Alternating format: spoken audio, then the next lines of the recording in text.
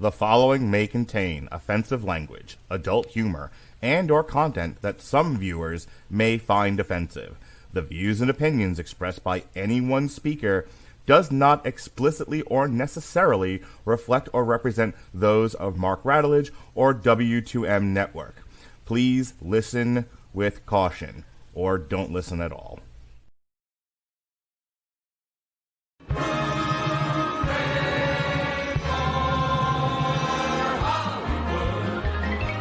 Valley, hooey Hollywood, where any office boy or young mechanic can be a panic with just a good-looking pan. And any barmaid can be a star maid if she dances with or without a plan. Hooray for Hollywood, where you're terrific if you're even good, where anyone at all from Shirley Temple to Amy Semple is equally understood. Go out and try your luck.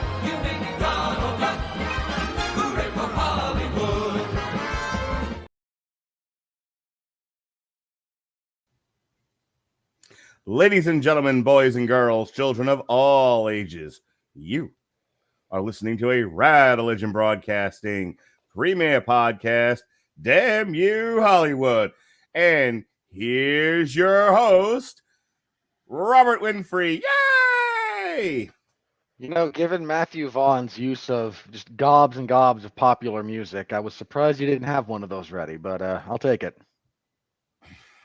One might even call it a crutch of his. You know, I've never seen you look so good. You never act the way you should.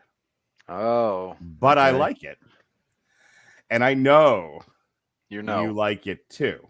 Nah. The way that I want you. I gotta have you. Oh, yes, I do. Well, I never.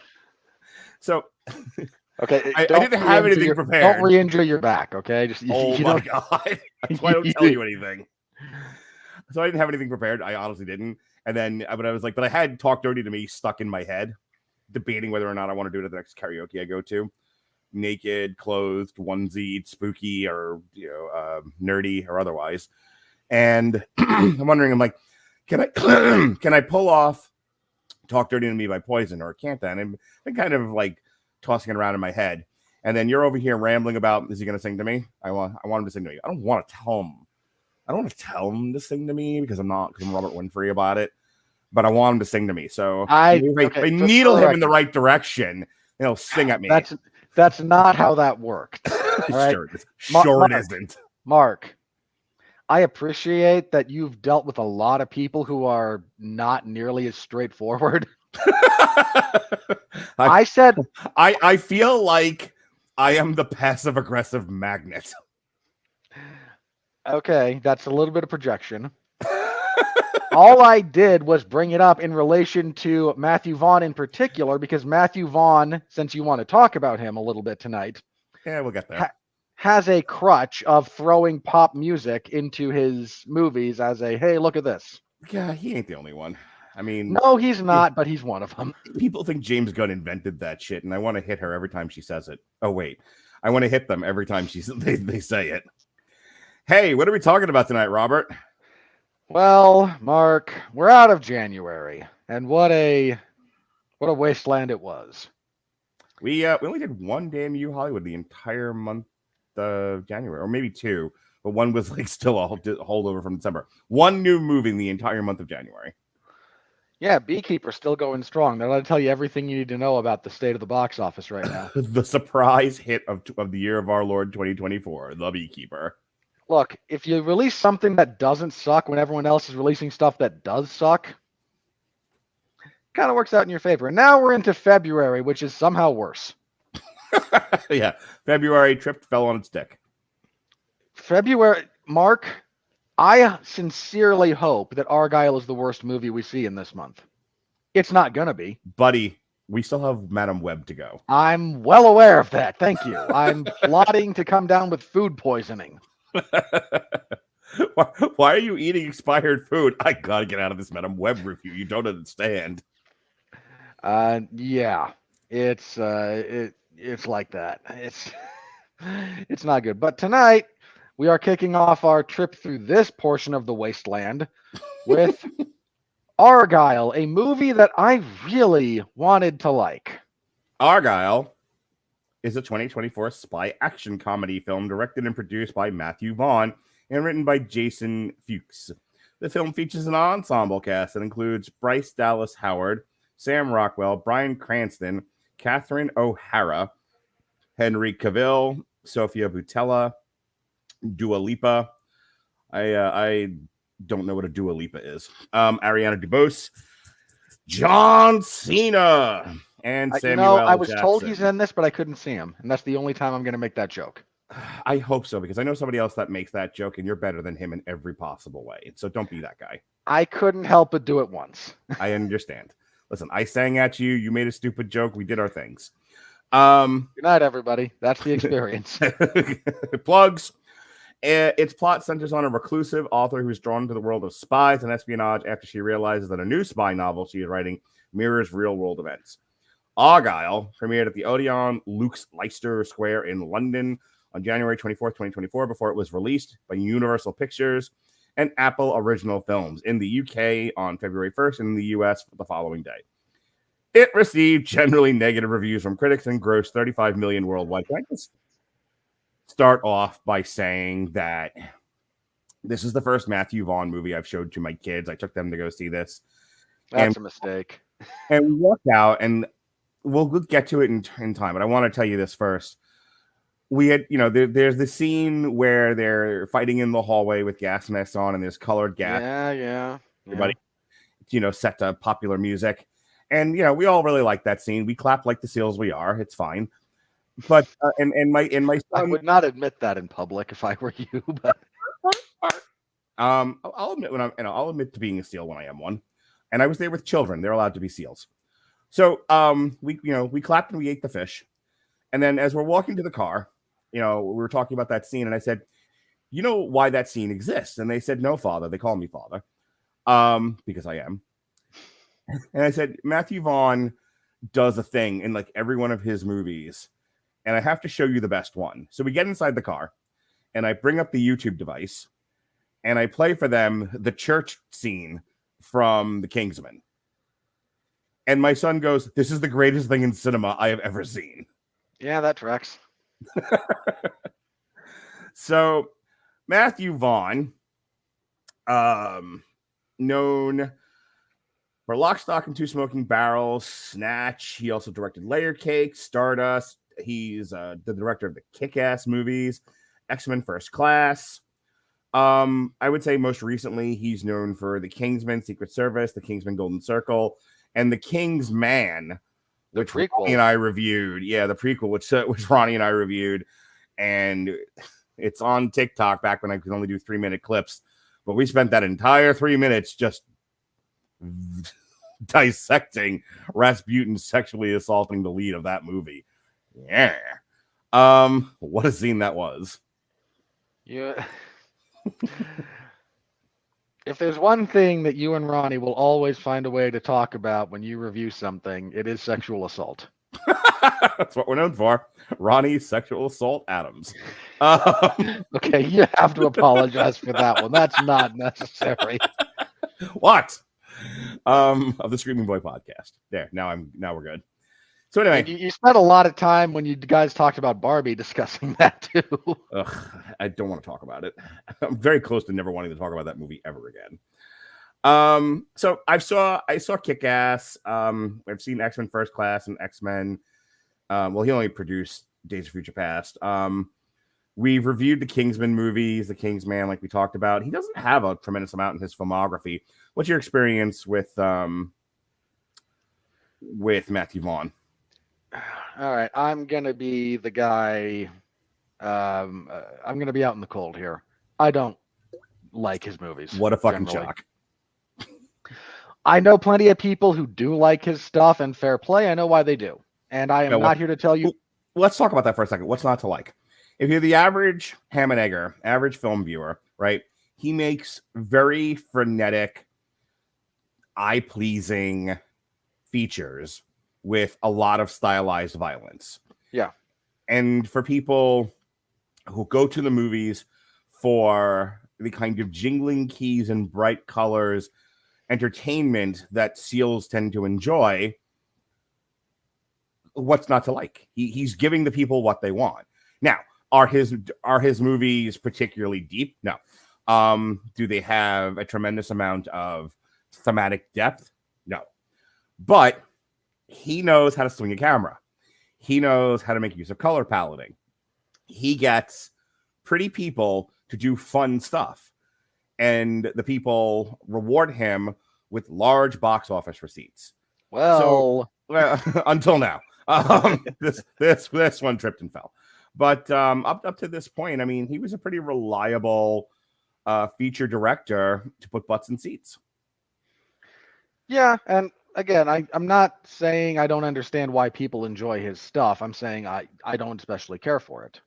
What is, in your opinion, the thing about Matthew Vaughn that's like the biggest turnoff for you?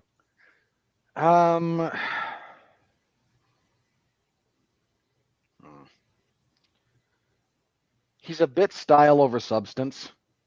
No, he's more than a bit. Now you're underselling it. I know. Let's be honest about this. The guy is 90% style. He's all sizzle, very little steak. Yeah. He is a worse version of James Gunn. Hang on. I was going to say he's kind of the mockbuster version of James Gunn. Yeah. Yeah, like if you take everything about James Gunn movies that work, then you remove all understanding of why they work. Right. That's what you get. Yeah, he is James Gunn's non-union Mexican equivalent. I was going to say he's the Zack Snyder version of James Gunn. Yeah, given his love of slow-mo, that's not an unfair comparison. Well, we talk about Zack Snyder doing things that work on film without seemingly knowing why they work on film, very much wanting to capture the essence of cool and not having anything beneath the surface beyond that. And really, that's, for me, Matthew Vaughn, only instead of doing everything, sepia piss tone, Matthew Vaughn does things that are, he blows up a unicorn. Yeah, kind of. It's a sort of a pinata of silliness. Yeah. I think back to the days of yore, before we had fun, back to the early days, we were practically cavemen doing these podcasts. We would just grunt at each other. A lot of screaming and grunting and beating of chests. And you would, and there were you, and you were shitting on everything, like literally just taking your pants off and just smearing the landscape with poop. And there is me going, but Robert, dear boy, everything is fun. Here, hit the beach ball. And you would just let it fall. Like, I don't beach ball for no man. But you would often say to me, Mark, you would call me Mark because that's my name, that you are very much attracted to the jingling keys and the bright colors. And I would get offended by this because it felt like you were calling me an idiot. And maybe you were. No, I might have phrased it in a way that was less than charitable, but I was just acknowledging your preferences. And I should have phrased it better. So, I think nowadays I say, Mark, you speak for the people. You speak for the general audience. That's part of your job here. So my point is, getting back to Matthew Vaughn, when you look at like just some of the selections that he's directed from his filmography, like Kick-Ass, even though it's sort of a grittier tale, it's brightly colored, a lot of stylized action. It meets the criteria for why people go to the movies to see stuff get blowed up and beaten up on screen. And he excels at that. That's why Kick-Ass is a popular movie for those that know what it is. I actually do enjoy Kick-Ass. I don't enjoy the sequel. X-Men First Class, I think, say what you will about it, but I think he had the task of balancing a large ensemble with trying to keep the thing somewhat grounded with these, godlike, superpowered beings. And I think he did a passable job of pulling out some of the human drama there. I would say of most of the movies that he's done, probably X-Men First Class comes the closest to being an actual movie. and not a demo reel of special effects and fight scenes. Yeah, I'd probably agree with that. And then moving down, then you've got the Kingsman movies, and the Kingsman movies are kind of his zenith. They are his masterpieces. This is, if you were to point to a movie that he directed and say, what is the Matthew Vaughn experience? It's the Kingsman and the Golden Circle. And again, I go back to, it's why I brought up the thing about my son, because if you remember nothing about those movies, you remember that fucking church scene. That church scene is dope. And it's why people think they're good movies. We can sit here and deconstruct them and scrutinize them all we want, but the fact of the matter is the vast majority of people who saw those movies remember the church scene and go, good movie. And I don't think Matthew Vaughn is reaching beyond that. I think he tried here with Argylle. I think it's part of why this one misses the mark. But yeah.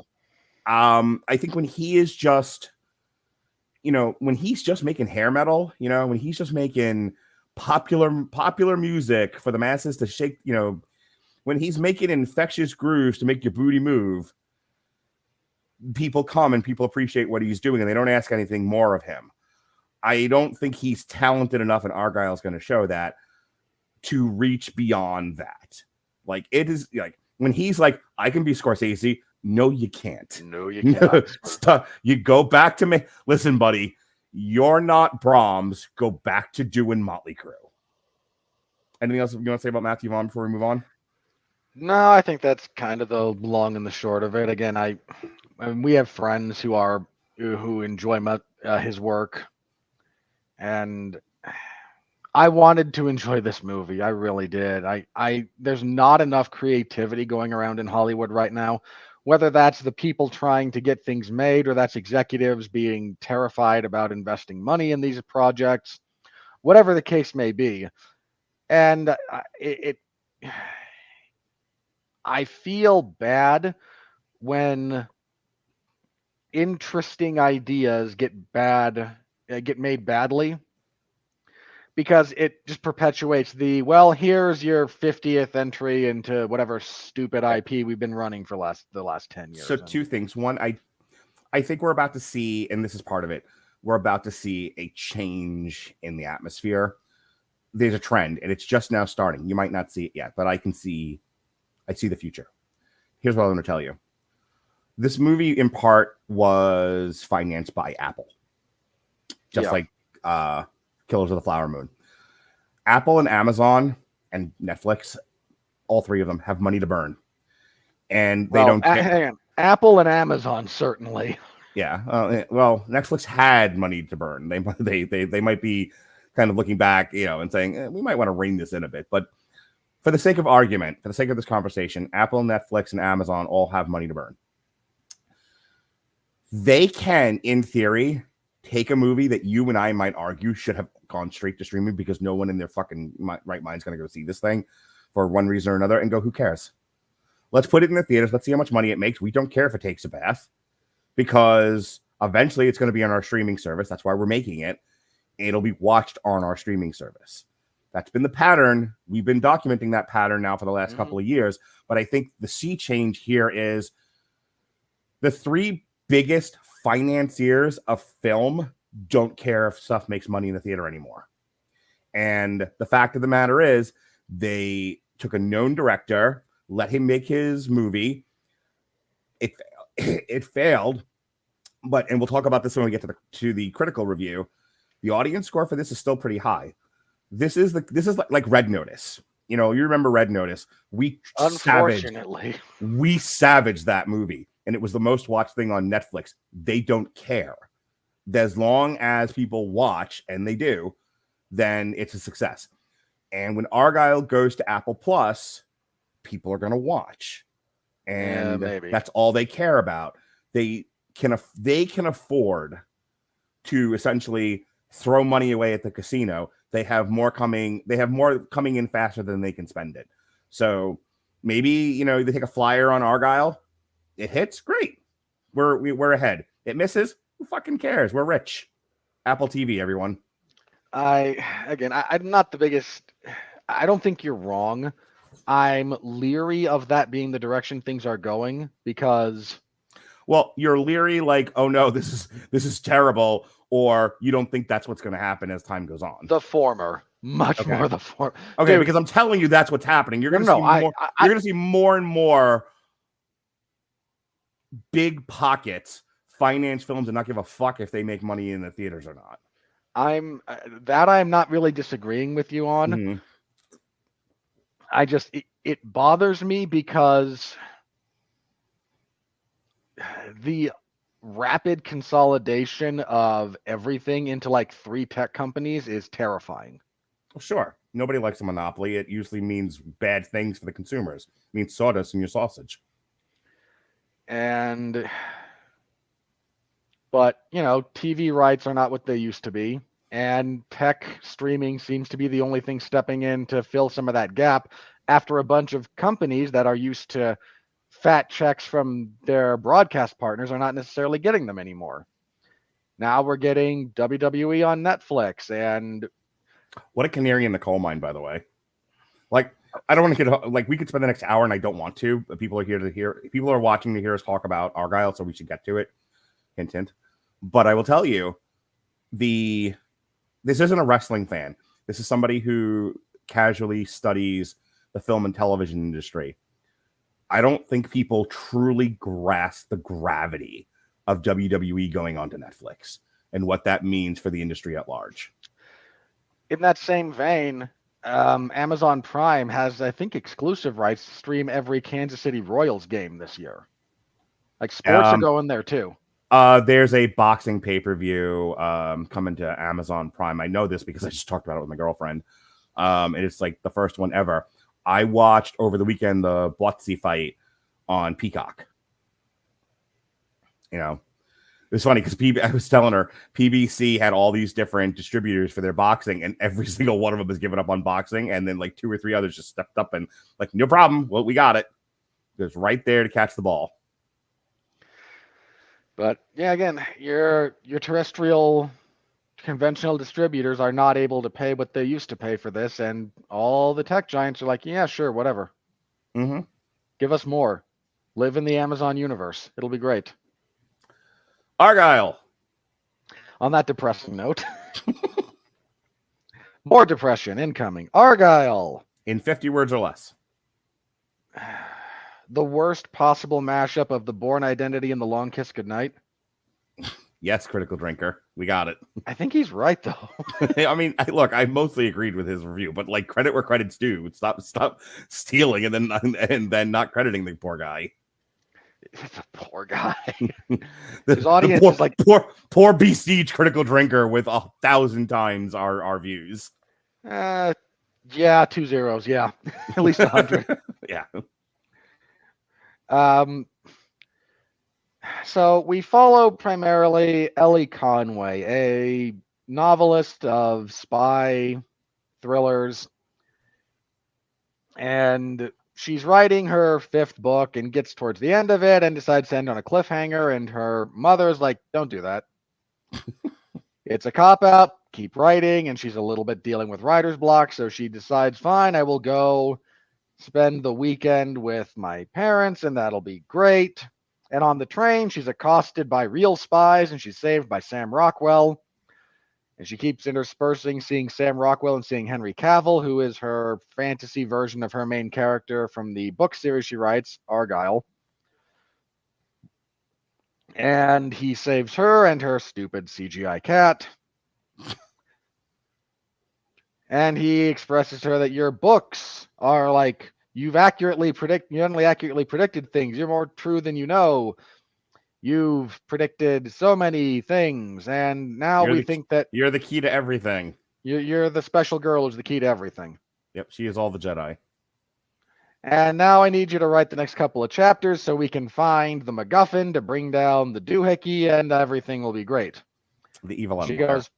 She goes, but it takes time and effort, and you're not respecting my process as an artist. And he goes, right, monkey. Yes, he is then possessed by the spirit of Ike Turner. I just watched What's Love Got to Do with It. By the way, I've never seen quite a fight as brutal as Lawrence Fishburne versus Tina Turner. Credit to Lawrence Fishburne, man. He leaned into that. He really did. More on that tomorrow night here on the Radulich Broadcasting Network. Well, listen to Mark and Jason discuss domestic violence. Yes. What do Whitney Houston, Tina Turner, and Aretha Franklin all have in common? I couldn't tell you. About cocaine. Whitney did crack. Thank you very much. It's a version of cocaine. We'll call it the same thing. So he takes her to London and like, okay, here's kind of the thing, and now get your creative process going. And the whole time they're being spied on by Bryan Cranston, who is in charge of this evil conglomerate. And she comes up with, okay, so we go to this building, and they kind of fix some things, and they get a book, and then they have to escape a fight scene. And then she overhears Sam Rockwell going, I can't stand this woman. While talking to Samuel L. Jackson. I want to put a bullet in their head, such is the way with women. Please give Poor Things the Best Picture award. Please give Poor Things the Best Picture award. They're not gonna. Cowards. Ends with, again, if it doesn't end with her being lobotomized, then no artistic courage there. So she thinks now that Sam Rockwell wants to kill her, so she runs away with her CGI cat and calls her mom and says, come, I need help because I got to London via private jet and I don't actually have a passport or any of these things that are necessary, and I'm lost and I'm cold and there are wolves after me. And Catherine O'Hara goes, okay, your father and I will be there. And she shows up, and Ellie thinks her father is Bryan Cranston, who's in charge of this other agency, and it turns out that her parents aren't really her parents, and Sam Rockwell shows up, and there's another fight. And they escape, and Sam Rockwell takes her to see Samuel L. Jackson because he is here cashing a paycheck. Because he shows up in all the Avengers movies. Wait. And they explain, like, no, you see, you are Agent Argylle. Your name was Rachel Kyle. Guile. You see how we got there? And we're clever. Get it? Aren't we clever? Get it? Get it? Do you get it? Do you get it? Do you get it? Do you? With all the subtlety of Vince McMahon.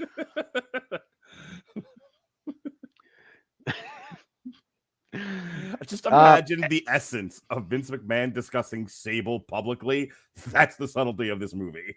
You're not wrong.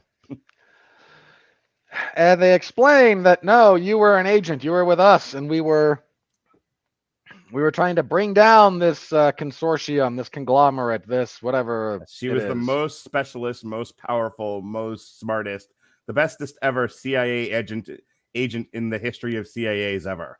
Her middle name was Mary. Sue. That's implied.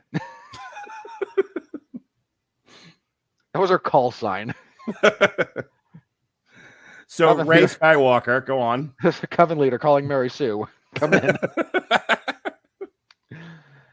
So they explain that something went wrong and you woke up in a coma, and Bryan Cranston and Catherine O'Hara got there and they brainwashed you into thinking that you're Ellie Conway because you had the thing. You knew where the thing was, the big MacGuffin that will bring down the doohickey, and they needed you to remember it. But they also didn't want you to kill them because, you're super special. So they told you this, and they prompted your memory they prompted you to start writing. So you started writing. And it worked, and you started remembering all the things that you used to do, and you wrote them down as fiction, and you were going to get to the point where you would tell them where the MacGuffin is. And that's where we are now. So where's the MacGuffin? And she goes, I'm not sure. I'm still kind of half remembering things. And then Sam Rockwell tries to hit her in the head, and her reflexes kick in, and she knows Kung Fu. Yes.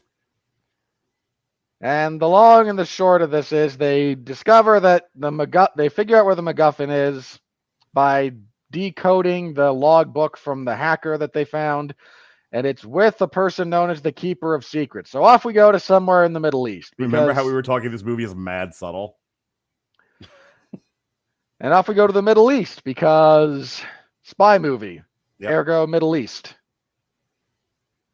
And they go see the Keeper of Secrets, and as Ellie is retrieving the secrets, She realizes, no, I was not a good agent. I was evil all along.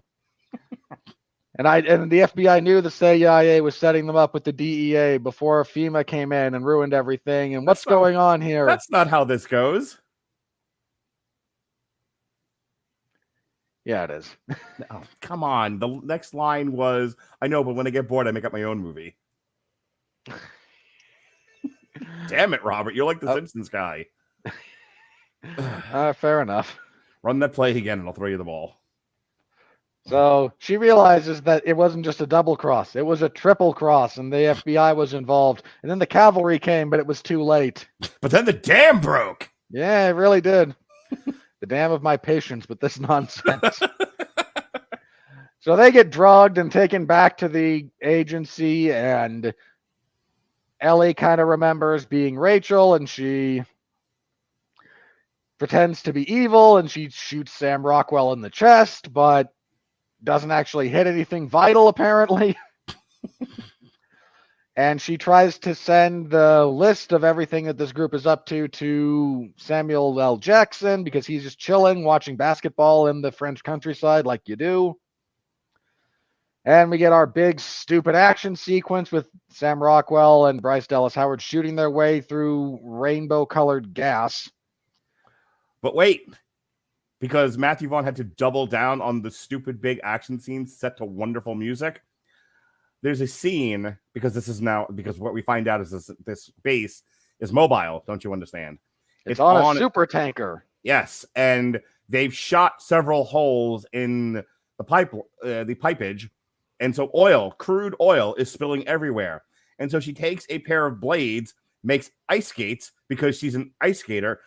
This was all a part of her backstory when they came up with the L.A. Conway character.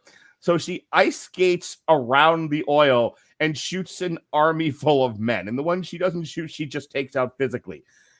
Bryce Dallas Howard, looking like most modern women these days in size and shape. And I'm not body shaming, but last I checked, these people not necessarily physical forces of nature able to take out an army of men. But she is all the Jedi. And so she is able to accomplish this NBC sports figure skating routine come Rambo. And but Mark, you have to understand, she's so good at controlling her anger. Because she's been doing it her whole life.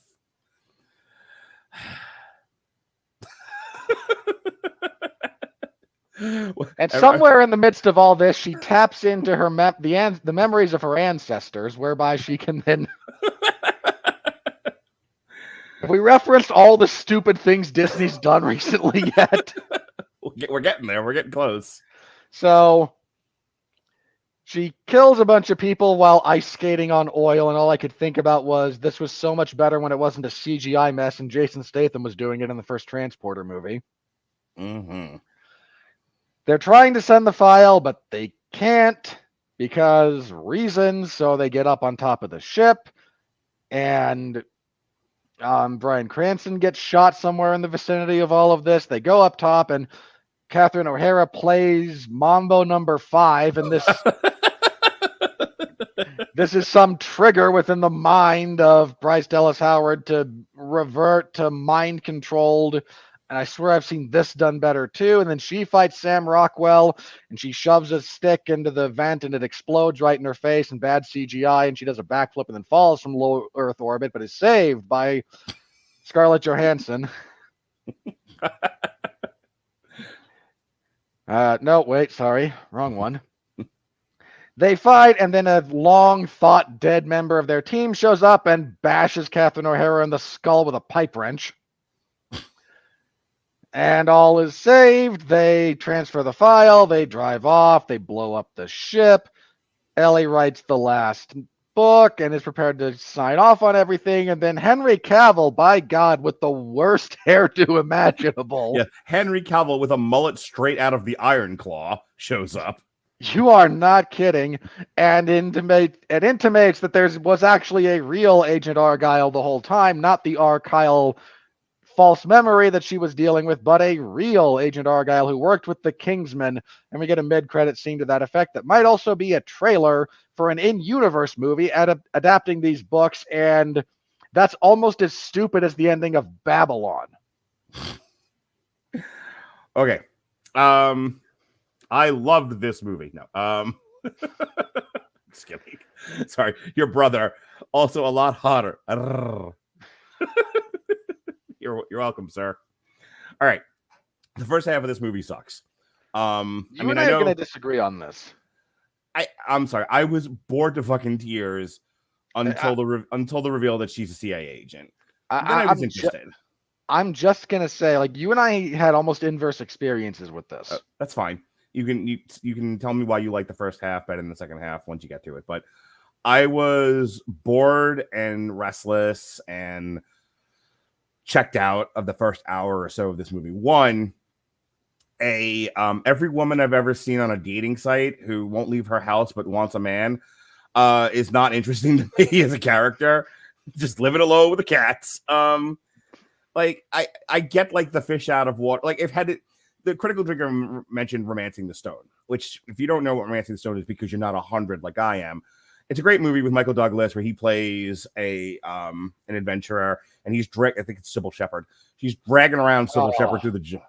Okay, I beg of you, Mark. Yes, I love this movie. Which actress is it then? Kathleen Kennedy. What? Turner, you asshole, Kathleen Turner. There we go. Gotcha. You woke up. Thanks. Yeah, it's Kathleen Turner, and she's the one who gets suckered into going to Colombia to rescue her sister who's been kidnapped by people. And she stumbles across Michael Douglas, and they kind of wind up wandering through the wild. It's a hot guy who's used to adventures dragging around a woman who's not. You know, if you don't like that one, Indiana Jones and the Temple of Doom, same deal.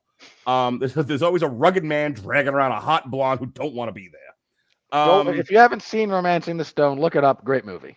Awesome movie. Also watched the sequel, Jewel of the Nile. But my point is, do not watch Jewel of the Mark is lying to you. It's been a while since I've seen either one of those. You should also watch Blame It on Rio, but for entirely different reasons. Moving on past the movies I should not have been watching as a child. Yeah, that explains a little bit more. Especially Blame It on Rio. Sorry, now I just want to talk about Blame It on Rio. My point is, like, I'm not against the idea of the hot adventuring man dragging around the hot woman who don't want to be there. One, I've seen it done better. Two, the woman is the key to all that, believe it or not. I know you've just heard for the last, how long we've been doing this now, 40 minutes, Robert and I maybe sounding a little negative towards the feminine gender. Hang on. My thing is, movies like this work better when the woman is awesome. Okay, when her character is somebody that you're rooting for, that you don't want to see eaten by the jungle, and the guy almost plays like secondary to that because we already know the guy is capable, the guy is awesome, the guy is manly, the guy is hot, etc., etc. He's fine. Every guy that does that role does it well. So it really only works if the woman is working. And my problem with that first hour is Bryce Dallas Howard is almost too mousy. She's too fish out of water. I can kind of see why in the year of our Lord 2023, 2024, whenever this was being produced, that someone would think like, well, this is a woman that people can relate to. Okay, but who's your audience for this? Mostly, it's going to end up being men. Like, if the thought was make her a relatable modern woman because we want women to come see this, you don't understand what it is women want to see in movies. So her being dragged isn't around, that a common refrain we've been saying for a while? So her being dragged around by Sam Rockwell, who I can't get the image of him being Justin Hammer out of my head from fucking Iron Man 2. Like I honestly I don't see him as the Michael Douglas character either. But nonetheless, him dragging her around and her going, but no adventure. I didn't care about, and I was bored, and it was overlong, and the action sequences were overcooked, and it just lost me.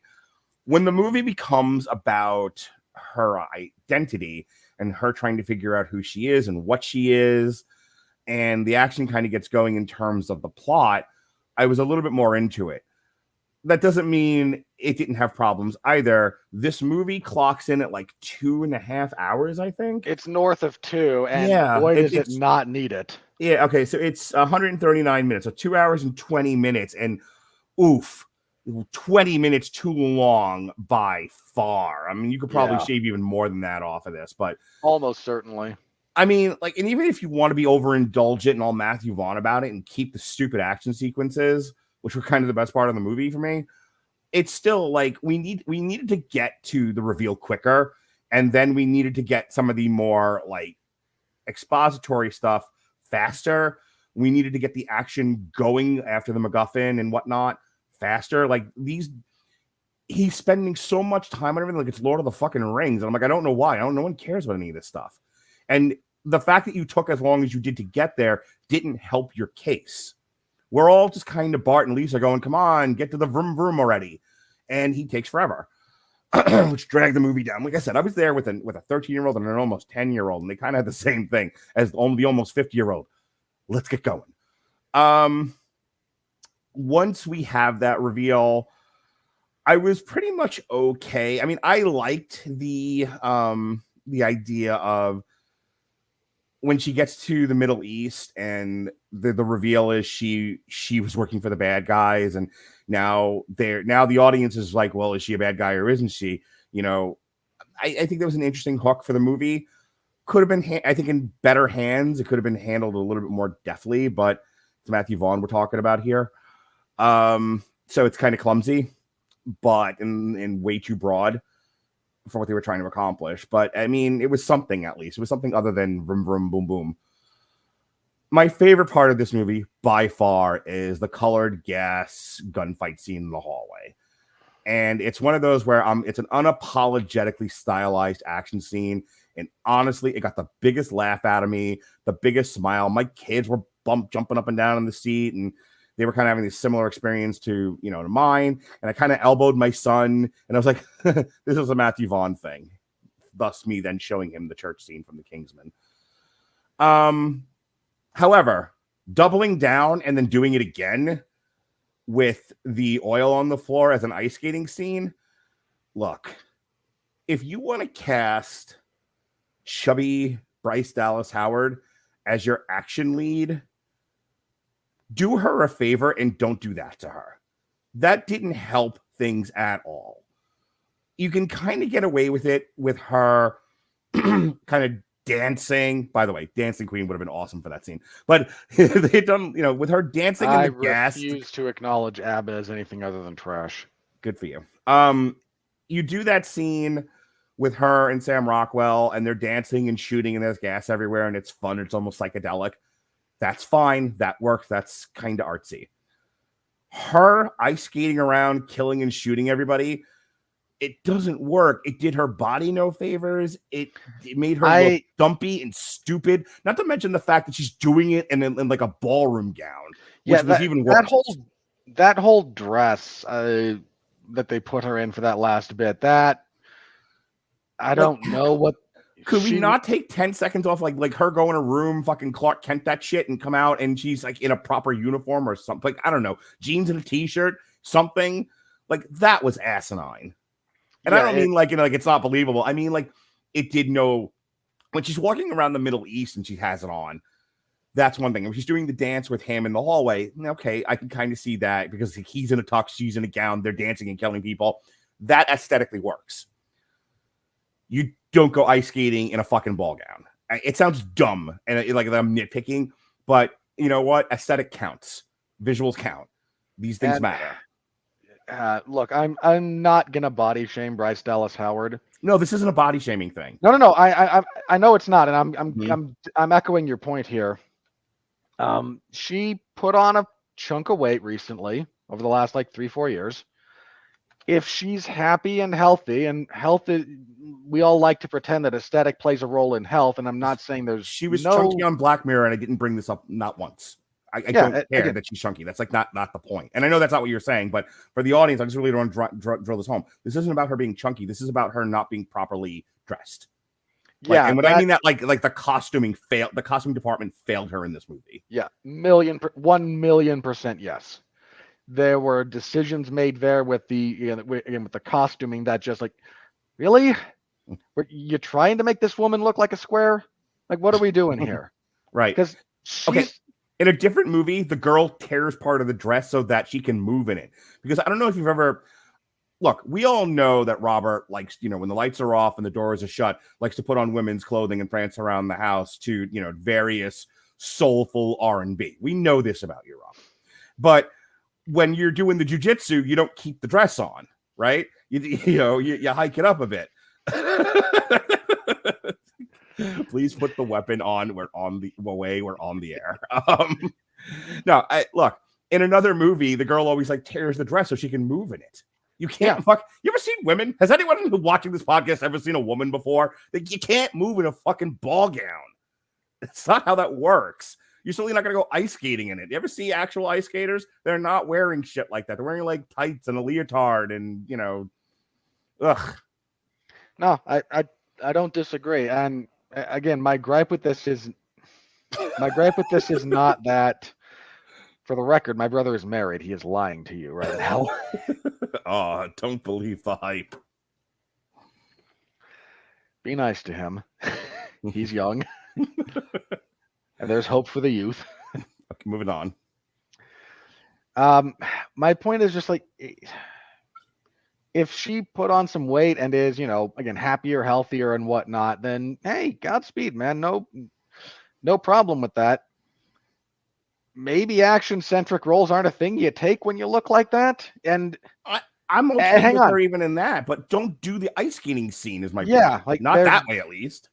Well, I shouldn't say don't do action. There's specific, you work with what you've got here. There's ways to make anyone somewhat believable in certain action sequences. You have to work with Mark, no disrespect to you. You ain't running a marathon. Right? No. It's funny you bring that up because it was because I don't take that insulting and you're not wrong. Watching her in the ice skating scene would be like if you put me as I am now in Creed, where I get winded getting out of my car. Yeah. My back hurt from standing at Pantera. I was just standing. Wasn't even headbanging, just standing there. Wondering why you spent all this money. Looking dead at Chris Jericho singing Walk. And desperately wanting to hit him in the head with something. I know. But you have to kind of work with what you've got here. There's a reason Keanu Reeves isn't doing flying drop kicks and acrobatics in John Wick. What he does is specific and grounded to what Keanu Reeves is really good at doing. And there's a reason different actors and different, especially if we're doing action, there's a reason they do it differently. Right. Because you can only suspend so much disbelief, especially when we're not dealing with superheroes. Look, Scarlett Johansson is about the size of my daughter, but that's not true. But you don't know how tall my daughter is. Scarlett Johansson is a small woman, and she is given, because she plays a superhero character, a lot, and you go with it because if you look at what they have Black Widow doing most of the time in an action sequence, it's a lot of that Rey Mysterio kind of, flying jujitsu acrobatics. There's a lot of acrobatics. There's a lot of misdirection. She's not standing in front of him going punch for punch. No. And that's why you do that. You work with what you've got there. That was a poor decision with poor costuming decisions. And there was just a lot of bad decisions that went into this. The performance beyond that, I like Sam Rockwell. I mean, I don't really believe him as an action hero. And again, I can't not see him as Justin Hammer, unfortunately, but that's a personal thing with me. But I mean, when he actually had to act like a human and be empathetic and kind of guide this woman back to her true self, I liked him. Samuel Jackson is Samuel Jackson. He's not even trying anymore, which is fine. He's earned that. He's earned the right to just give up. And if people are going to keep giving him jobs, more power to him. I'm tired of fighting that fight. Catherine O'Hara and Bryan Cranston are serviceable. Bryan Cranston has fun chewing the scenery. Yeah. So all in all, again, I can see why the critics didn't like it. We certainly have our issues with it, and Robert's going to tell you his in a moment. Is it an entertaining watch once it's, We saw it in IMAX, and in all honesty, the only thing worth seeing about this movie in IMAX is the colored gas fight scene. The rest of it, who gives a shit? I mean, if you're really into a cat looking like it's going to fall into your lap, maybe that too. But other than the stupid stuff with the cat, it was a waste to watch this in IMAX. And people who watch it on their big screen TVs at home on Apple Plus, this is your movie. This is the 2024 Red Notice. Enjoy. Clap like seals. Watch popcorn. Punch a neighbor. Do what you like. Sometimes we bite. Argylle. Robert. I was slightly more interested in the first half of this movie than the back half. Why? I was with the conceit of the film, right? Like I'm with the premise, and I'm okay. So the most inventive thing that we do in the first half is when she's like seeing and hallucinating Henry Cavill. Yeah. And seeing him in place of Sam Rockwell doing stuff, and there's some fun to be had there. So again, I'm kind of with it. It's not the best thing I've ever seen, but I'm kind of with it. And I'm with it through the reveal of who she, you were really the secret agent. It's you. You are all the Jedi. You're the Palpatine. It's okay. I was even still with it through that because we start exploring a bit of, we do a little bit of character work. It recontextualizes some other stuff. We're still okay. Where I stop caring entirely is, oh no, she was evil. So Saudi Arabia is where you fucking lost it. Pretty much. Wherever they are in the Middle East. I can't remember which country. Somewhere on the Arabian Peninsula. Okay. Let's be vague. Because the movie is. Yeah, that's where you lose me. Like, you're overplaying your hand, and your stupid insistence on twists and turns is actively harming your story now. Let me tell you how they so badly wanted there to be sexual chemistry with her and the other Arab chick. And it's like, okay, so we're going to have this overly long scene, and we're going to have these two flirt with each other. And I'm like, all right, let's go. Let's do this. Let's do someone something with these two women.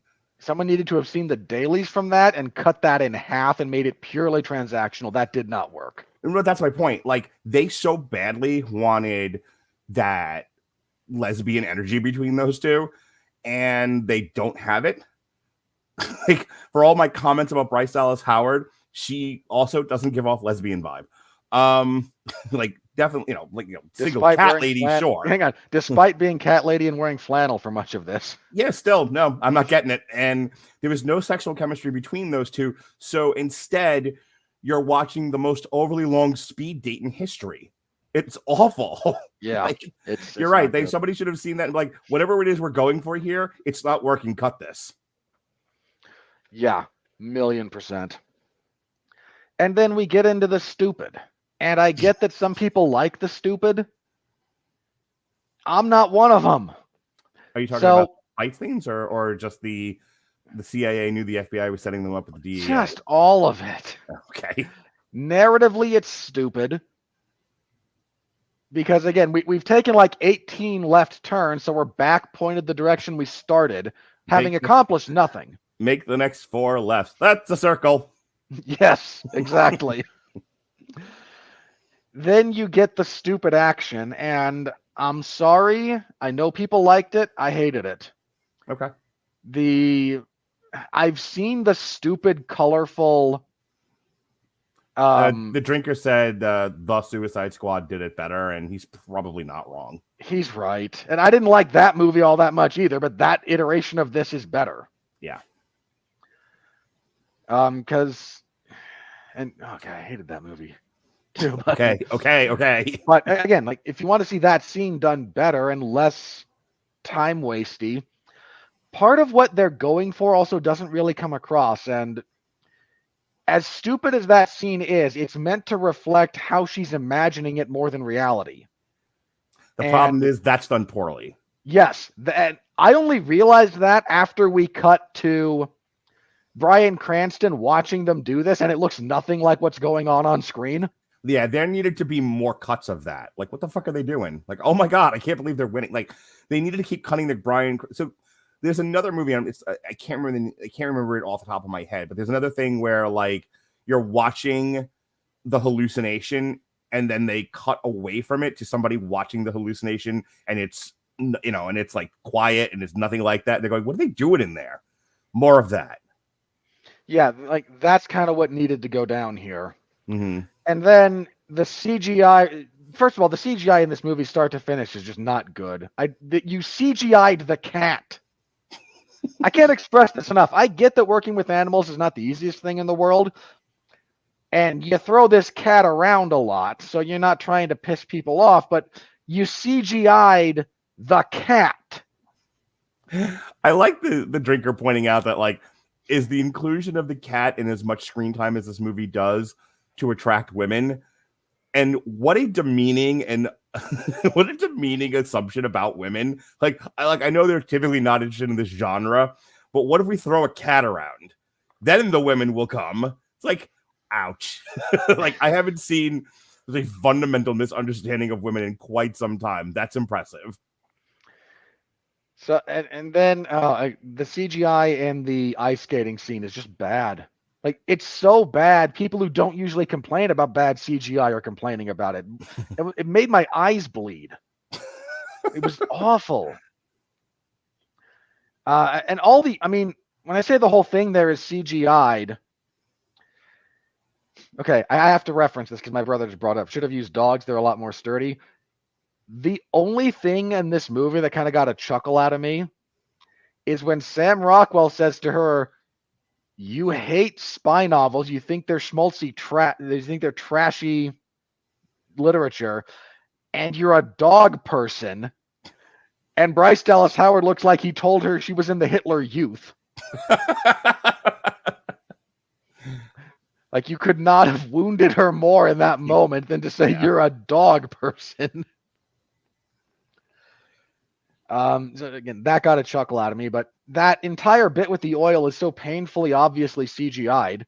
Like, they're stepping in it and it's not on their shoes. Visibly not on their, like, it's just bad. It's just bad CGI. And then that whole thing is just overwrought, and then we get the final bit that just takes forever. If you're gonna move that much in crude oil, you're gonna look like you're in blackface by the end of that scene. Once again, I must express to you, go watch The Transporter. Jason Statham fights off an army of goons covered in oil because, again, everyone's covered in oil, so they can't grab him and restrain him. And he puts, like, the foot locks from a bicycle, right? The pedal locks. Yeah. He strips those off of a bike and stands on those, and that's why he has some kind of footing. And he beats the crap out of, like, 10 guys, and it's great. Right. But they also cover all of these poor people, that Jason Statham and these poor stuntmen, in oil. Right. So it looks real because it is real. And this is fraudulent, soulless crap. And then we get the ending fight scene, which is a barrel of nothing that goes on for about 5 minutes too long. Bryce Dallas Howard fucking cripples Sam Rockwell like she's King Kong Bundy. and he's, you know, and he just sort of, at the end, once the fighting is done and the day is safe, he's like, oh, I'm fine now. With, like, having been shot in the chest. Yeah. I can't stress this enough. Dude, at one point, she dumped him on his head. It looked like fucking Brock Lesnar, WrestleMania 19. That's just a that's just a scorpion bump. They're fairly common. It's not that big a deal. I don't know, man. He looked folded up like a fucking chair. Well, that's because it's done well by the stunt person, but I know how to do that. I've seen it done, so it doesn't freak me out. Either way, it looked like she killed him. And it's just, and then Henry Cavill shows up at the end, and I'm not sure what's meant to be implied here. Whether he's, like, supposed to be the perfect casting for the movie, or he's the real Argylle and there actually is this other agent that is not connected to. This is just. It's overcooked. It gets way too cute with itself. It's almost like it's afraid to follow too closely the material that it's obviously stealing from. Yeah. And so in an effort to make it different, we've patched in 8 other things, none of which go together very well, resulting in this mess. Yeah. It's like you tried to make a souffle, but you don't want to. It's like, I'm trying to make a souffle, but I don't want you to know that I'm making a souffle. So I threw corn chips and a hot dog and pudding. And like, these are all good things, right? Well, not together. Like you did. Don't, that's gross. Don't do that. Yeah, I think if I were to try and fix this, you need more of her hallucinating with Henry Cavill. Yeah. Like, there's only one scene where they kind of talk to each other. Well, sort of two, but mostly one when he's like, oh, good, finally a little acknowledgement. She needed to go full Gollum. Yeah, we needed something like that where she's really struggling with her mental health. And it needed to be intrusive to where, like, her hallucinating was going to get her shot. And this needed to not have, like, the twist about her being evil. This just, it's stupid. You can have it there. Here's the thing. You needed to have gotten to the reveal 30 minutes in. It takes an hour to get to the vineyard where he's like, you're the real Agent Argylle. That had to have been in the first 30 minutes. She has to be on that train in the first 10, and in 30 minutes she needed to be at the vineyard. And then for the next hour, it's traveling through the world, and then the last 30 minutes is one giant fuck all fight scene, and then them. And here's the other thing, like,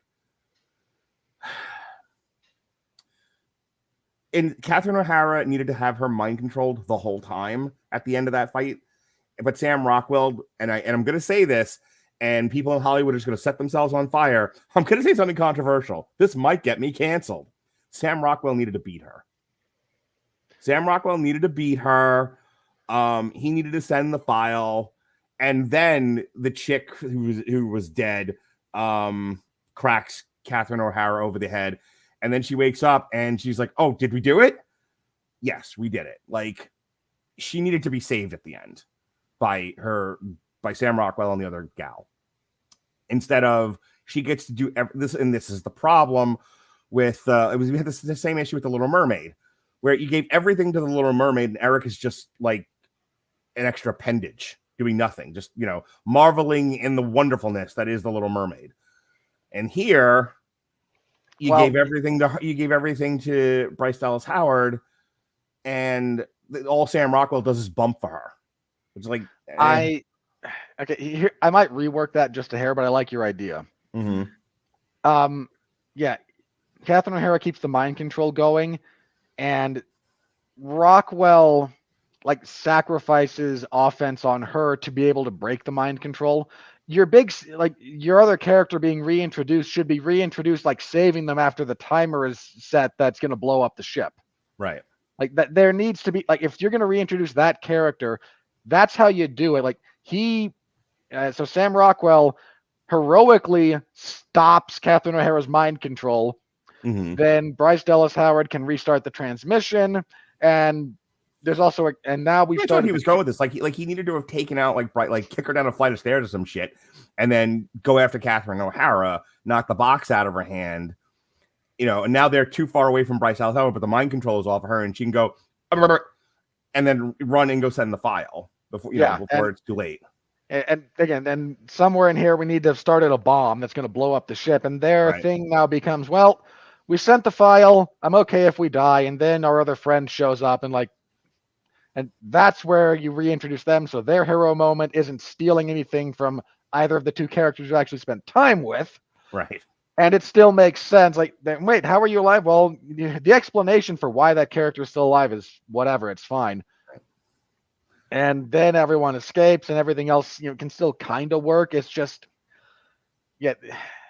the identity thing needs to be more prevalent earlier. And I think you get that with the revelation of, who she really is. And it's just, somewhere in this movie is something that's more good. And unfortunately, we have a mess. Yeah, like we said about a lot of passion projects and blank check movies, there's just not enough collaboration. There's not enough bravery to tell people no. There's too much overindulgence, because I have to imagine in the 80s, the golden age of movies, there was a lot more people, for the record, saying no. Hang on, just for the record, The 80s were not the golden age of movies. The 80s gave us the adventures of Buckaroo Banzai across the eighth dimension. And Ice Pirates. Um, Also that. my point is, like, back when movies were a business and and your business was to make money in the theaters, Yeah. there was a lot more people going, let's move this around. Like, it's funny, you talk to some of these like directors from back then and they were like, oh, the studios just wouldn't let me do what I wanted to do, and so instead we made this. And yes, but you came up with risky business, and it was awesome.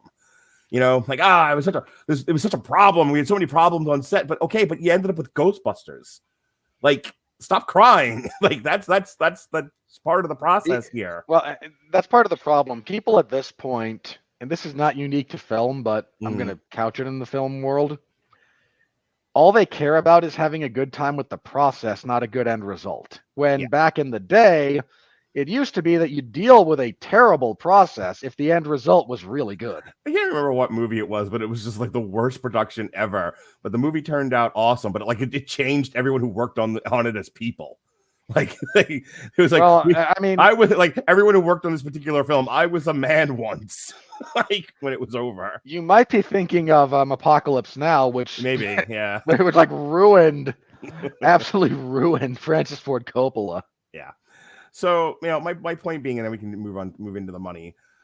There's a good movie in here, but it's another example of no one cares what what the product looks like anymore. There's just like, well, it's what this is. This is we're into the era of participation trophy movies. Make everybody happy. Yeah. Don't upset anyone. Don't cross any boundaries.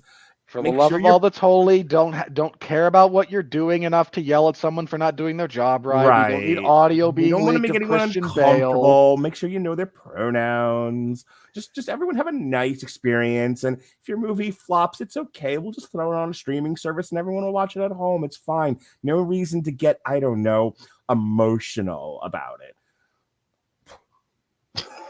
Yeah. And for the record,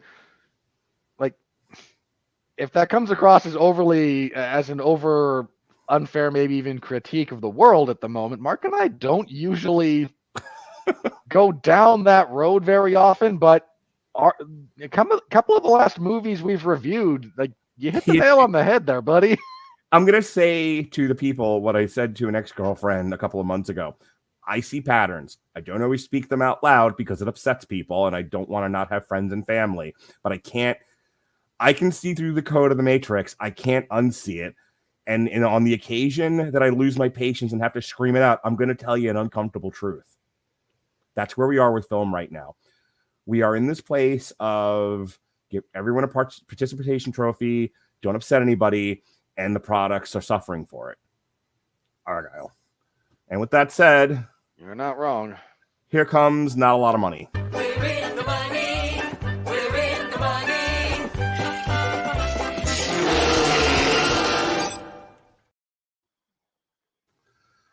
Alrighty. On a budget of... Hang on, let me go. Move. It's working very slowly. Try that again. There we go. Sometimes you got to hit her twice. Yes, on a... not purr after that. I'll purr what I want to purr. Not on a Marvel... that. No, not that. Not down there, James. On a budget of $200 million. Let me say that again. 200 on an utterly fucking irresponsible Marvel budget of $200 million on this day in the year of our Lord, February 6, 2024. This film has made $35.8 million.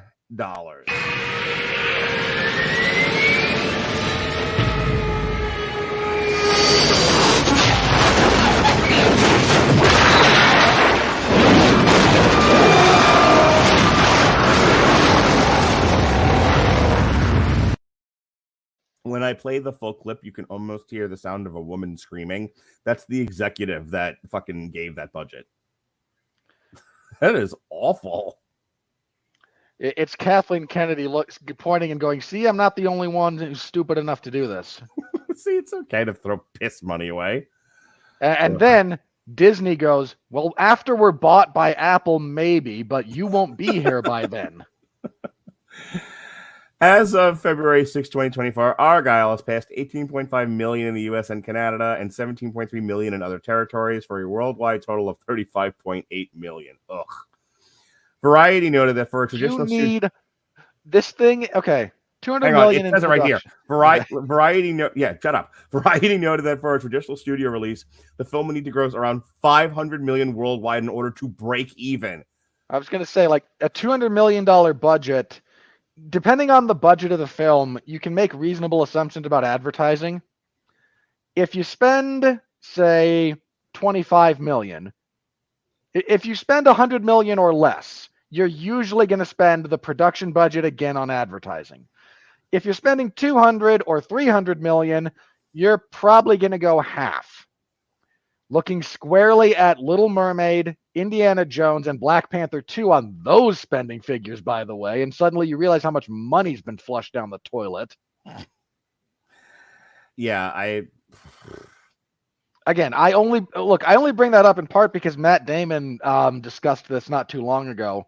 Like, why aren't we making smaller films anymore? And because there's no DVDs. right. Because back in the day when you had physical media, it was basically a second release, and you could recoup money there. So if you take a small, say, $25 million budget film, you spend $25 million on advertising. You spent $50 million on the whole thing. You then need to make $100 million at the box office to break even. That's a bigger gamble than, well, we only need to make 50, 60, and then DVD sales around the holidays are going to make up the difference. We'll be profitable. Hooray. And losing that fundamentally altered how a lot of this stuff works, because you're not getting paid $40 million by Netflix or Amazon or whoever to be the home of the same streaming token. home. And here's the problem with, I will continue to do this something because I like it and I think it's worth looking at what's going on the finance side. But we spent the first hour of this podcast talking about how and there's no quantifiable way to measure this in any meaningful way. I mean, you can look at hours spent per account on a single app, and there are companies that do that for you. There's one I follow on Instagram that tells you what were the most streamed movies or whatever, and they rank them and all of that.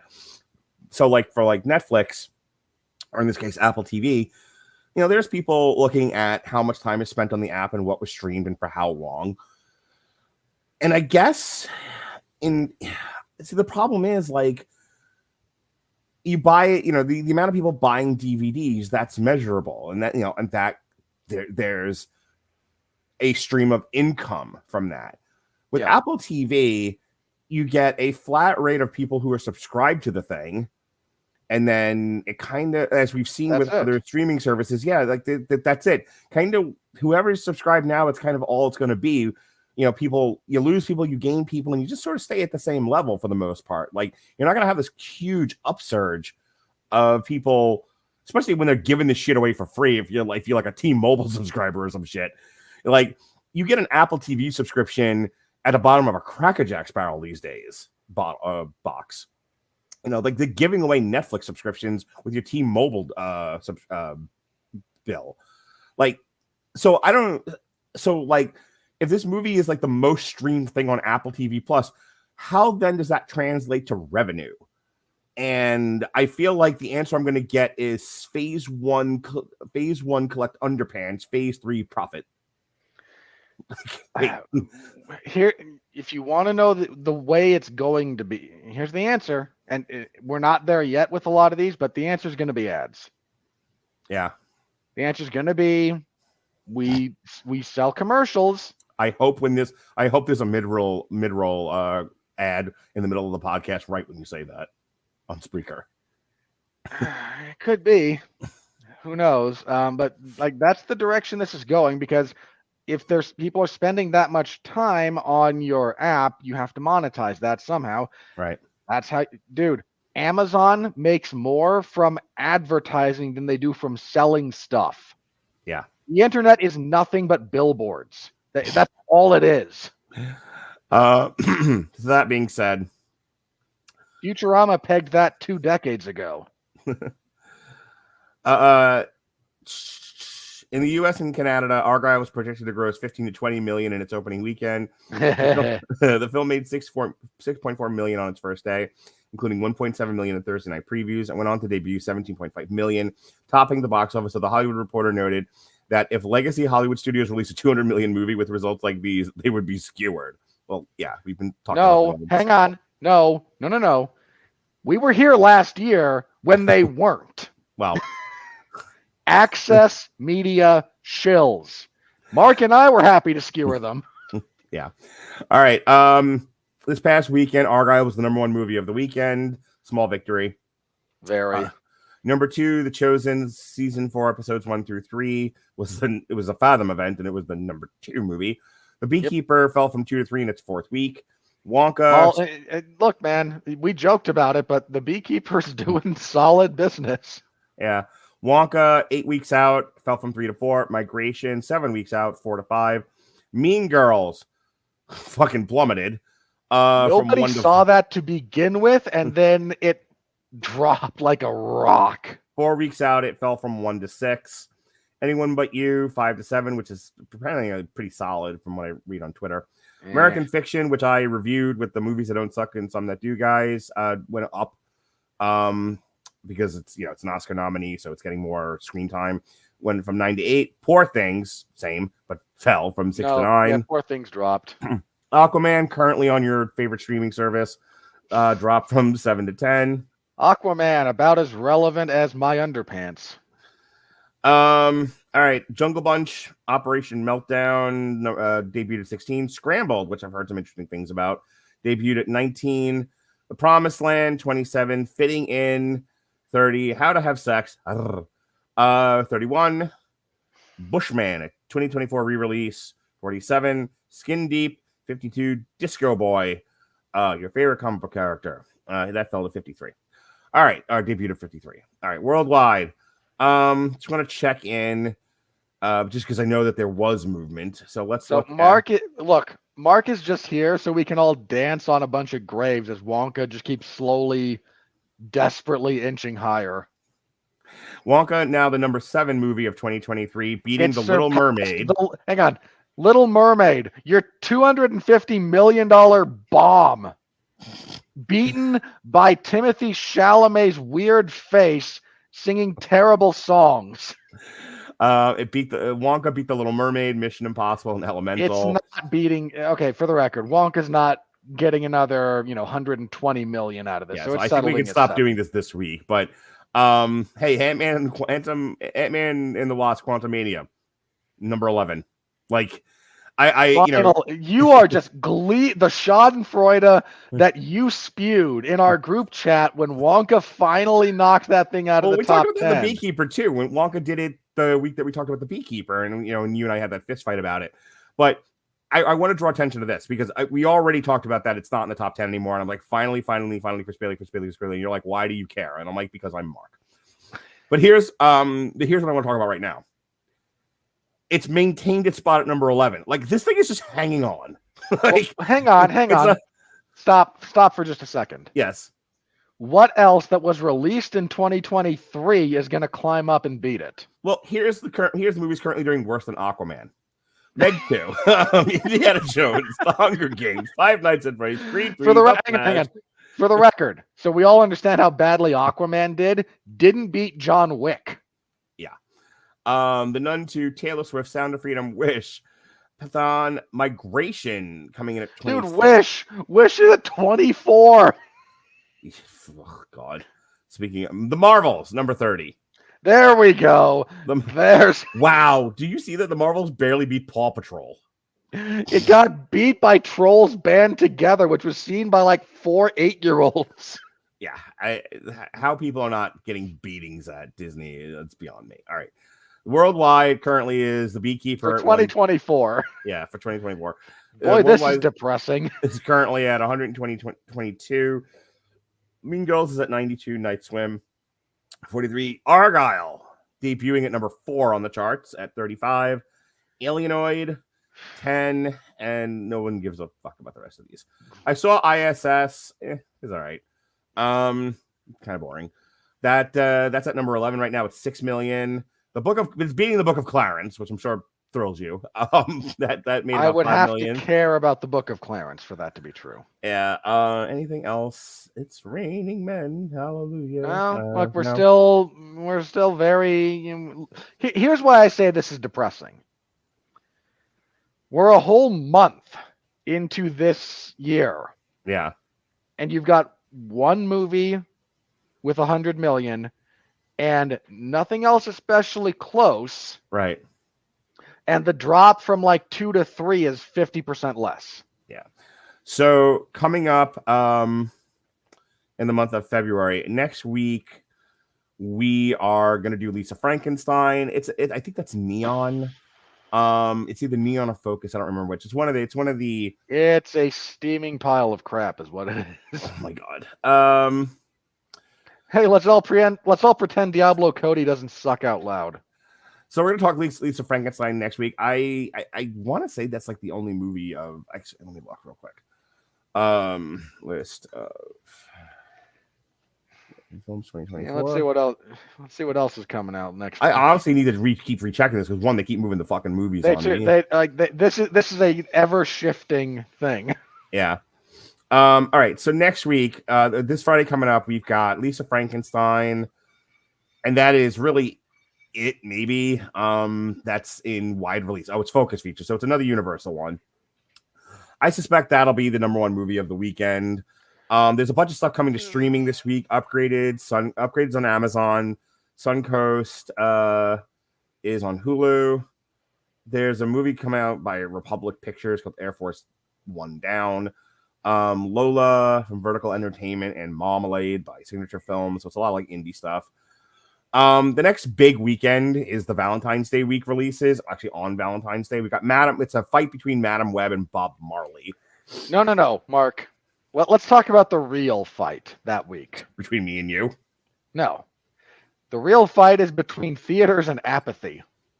And apathy is winning. I think it's an interesting question. If I can be serious for just a moment. If you can be serious I don't know, for just a can moment. you? Madam Web or Bob Marley? Hear me out. No one's going to see Madam Web. Nope. But if your only choice is, and you're just compelled, you must increase your bust. You must go to the theater. And your choices are Madam Web or Bob Marley, or kill yourself. How many people choose Madam Web, Bob Marley, or walking in the traffic? They choose to see The Beekeeper again. It's hard. Normally, I can predict a fair amount of accuracy what at least will be the number 1 movie of any given weekend. But Madam Web is tracking so badly. Dude, nobody wants to see your CW pilot for 2.5 hours. So your brother is putting in a vote for Bob Marley, the Power of Stoners. He's not wrong. My problem with that is it's like, I think, hear me out on this one. I think people like Bob Marley's music. I don't know if anyone gives a shit about his story. So is this one that draws people to the theater? Are enough people going to see this to make it the number 1 movie of the weekend? I don't know. Did people care about Johnny? Hang on. Like in that same vein, did people care about Johnny Cash's story? Like people saw Walk the Line. Yeah, people saw Ray too. The world was different back then. People saw like Bohemian Rhapsody was one of the biggest movies of its year. Edited by an epileptic chimp. Yes. Rocket Man, I think, did well. I mean, so no, Rocket Man bombed. Did it? I thought it did well. Well, it was good. It was better than Bohemian Rhapsody. Not hard to be better than that Bohemian Rhapsody. So yeah, I'm struggling with this one to see, in the race to the bottom, who's going to end up being, Madam Web or Bob Marley. You know what? I don't know. In all seriousness, I don't know. I think you're right. Like, just nobody cares about any of this. Again, apathy is winning, Mark. Apathy. Your number one movie of that weekend, The Beekeeper. I would pop. You know what? Legitimately, I'd pop. I'd pop for that. God, just 11 months from now. And your number one movie of the year, Deadpool 3. Number 2, The Beekeeper. Fuck. Number one, I'm not. You know what? I'm not entirely convinced Deadpool 3 winds up winning the year. You're a lunatic. Hang on. Hear me out. Mm-hmm. World of difference between will be profitable and will be in the top 10, both of which I think are true. Mm-hmm. And the best drawing movie of the year. It might be. And this is one of those things that, like, 4 months from now, we'll have a better handle on that. But at the moment, I'm curious to see what the buzz will be after the Super Bowl when you see the commercial, the trailer. Yeah, like the fact that, partially the fact that it got delayed, which didn't help. And the lack of trailer. Like the dog days of July. Like by that point, people are kind of burnt out on summer movies, or at least the burnout starts. Yeah, so again, like there's some mitigating factors that make me. If Deadpool 3 comes out last year, I would say, yeah. Like if it's scheduled to release, first week of June 2023, and you and I are having this discussion in February, I say we probably both go, yeah, it's probably Deadpool 3. And then it still loses to Barbie, but it's a more reasonable prediction. And at the moment, again, I'm not saying it won't be. I'm not saying that at all. I'm saying I have concerns. So, yeah, next week is Lisa Frankenstein. The week after that is Madam Web. And then the week after that is our Best Picture nominees. But what's in the theaters? So this month sucks. So, yeah, the 14th is Bob Marley and Madam Web. The 23rd, Drive Away Dolls, which is another Focus feature, which I'm interested in seeing, but I can't imagine the rest of the world is. There's a Lionsgate movie. Your fascination with women discovering that they're lesbians remains legendary, Mark. Given my history with women lately, it's about all I'm interested in. There's a Hilary Swank movie in the year of our Lord 2024, put up by Lionsgate called Ordinary Angels. Something from Shout Studios. Her and Alan Richson. Yeah, something from Shout Studios, Drugstore June, Vertical Entertainment's Parallel, and then Redbox Entertainment, Red Right Hand. All right. Once again, a lot of nothing. Yeah. And that is the end of February. So fuck you, it's January, extended into February. Yeah, and it's more alliterative in February. All right. With that said, your brother, countdown to Godzilla and Kong. Yeah, well, coming in March.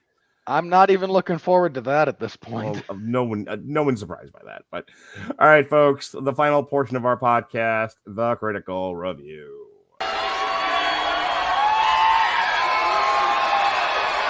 Are you ready? No!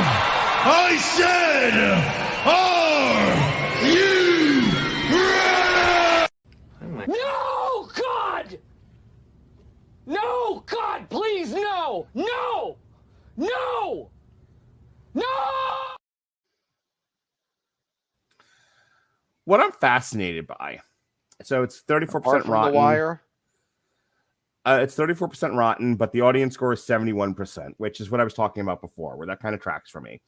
But what I'm more interested in talking about, what I'm fascinated by, is My Spy. No, never mind that one. There's Red Notice. Sorry, Red Notice more makes my point. Where the critical score was 37%, but the audience score was 92%. And I feel like with that, and then 34% on the tomato meter, but 71% audience score, like that's just where we are, where it's like the studio, Apple, Amazon, Netflix, they don't care. Clearly there's an audience for this sort of thing that isn't giving a shit and it's not thinking deeply about this stuff. Okay, man. Like, ugh.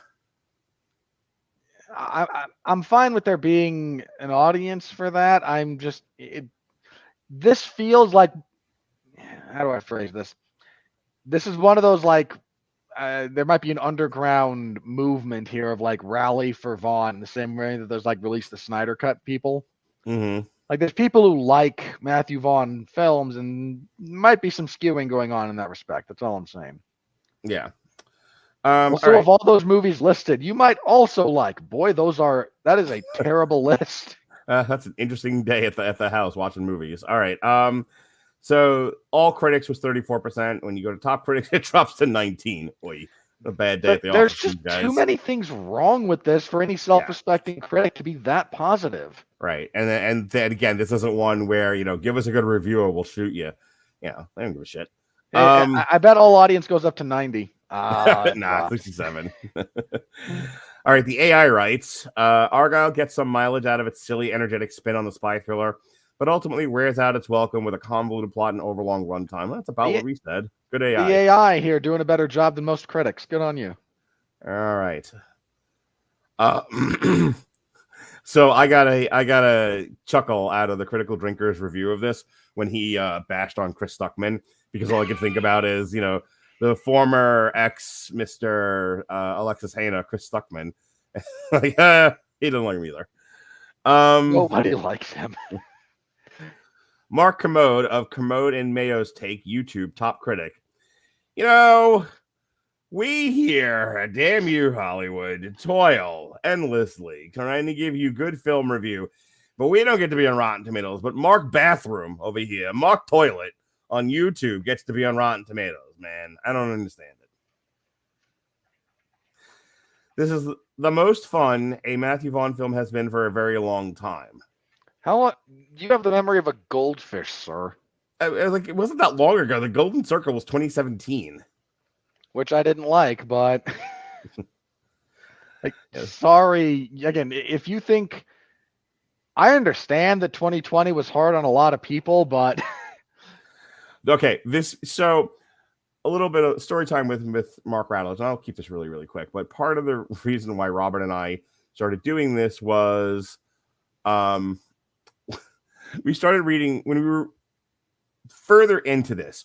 We were reading reviews, and somebody was like, "This is the Trumpiest movie all year," and we had a hoot with that. I wouldn't let it go. We beat that horse to death, and we kept trying to find like stupid patterns in reviewing. Yeah. And so there became like a review that kind of set the tone for the rest of the year, where like everything was compared to this one stupid review. Well, it's February, and I found it already, and it's this by Lee Lai of Mediaversity Reviews. Argylle hypersexualizes most of its female spies. This is fucking one. And barely remembers to include characters of color, all of them tokenized. Wow.